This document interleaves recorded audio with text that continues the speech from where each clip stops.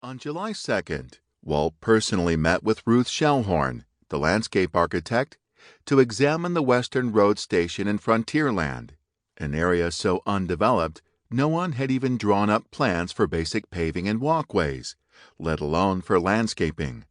According to Shellhorn, Walt went all over things for quite a while, then left her to get a tape measure and sketch out loose plans. The team overseeing personnel continued interviewing and hiring the 550 employees necessary to sell tickets and operate rides. Some of these new hires were close personal friends of C.V. Wood, most of whom were given supervisory jobs overseeing the ride operators. Each employee received a one-day orientation to Disneyland, a training program that, in addition to creating happiness, now emphasized cleanliness, courtesy, and safety as well. Afterwards, those hired as ride operators were sent over to the site to learn their trade, only to find that most rides were neither finished nor functional. Another young man hired shortly before the opening of Disneyland was Ron Dominguez. As a boy, Dominguez had grown up on 10 acres of orange groves, now converted into the frontier section of Disneyland. Over the previous year, he'd attended the University of Arizona, but as he returned to Anaheim, he found his family house now located behind Main Street, hundreds of yards from its original location, and strangely converted to administrative office space. Walt kept an office in what was once his family room. Upstairs, C.V. Wood and his managers kept offices in rooms where he had once lived with his mother and brother. On opening day, Dominguez would be assigned the strange task of taking admission tickets from guests so that they could enter what had once been the neighborhood of his youth.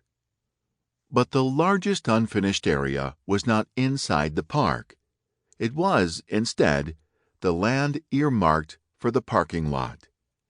The area still held houses and sheds as well as a few chicken coops.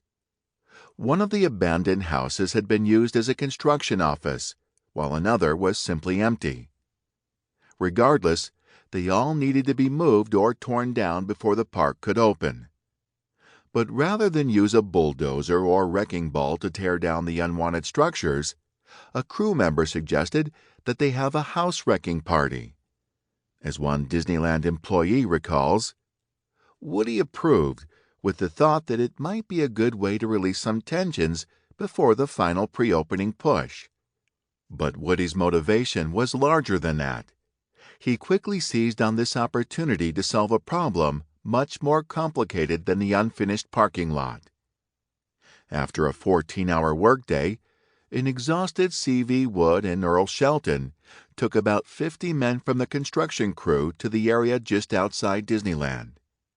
In the dim light of evening, the land looked nothing like a parking lot.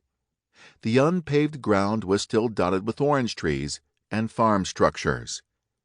As promised, Woody bought the men beer and whiskey, which arrived with ice in the back of an open-bed truck.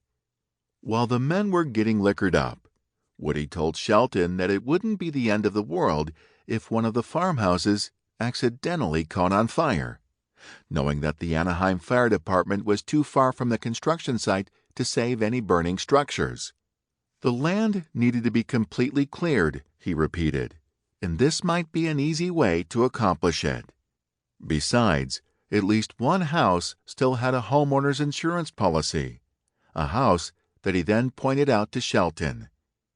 It sat at the edge of the parking lot and was still owned, according to Woody's letters, by the Clausen family, who had been willing to sell their farmland, but not their house.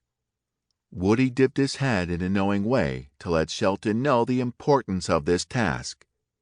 With dark eyes that betrayed confusion, Shelton nodded back at Woody, happy to complete any task, no matter how unusual, for his old friend. After an hour's break, the construction crew began to tear down the first farmhouse, using crowbars and sledgehammers. This house, according to Van France, had once been owned by the Peltzer family. One worker remembers the demolition in detail. The bolder of our group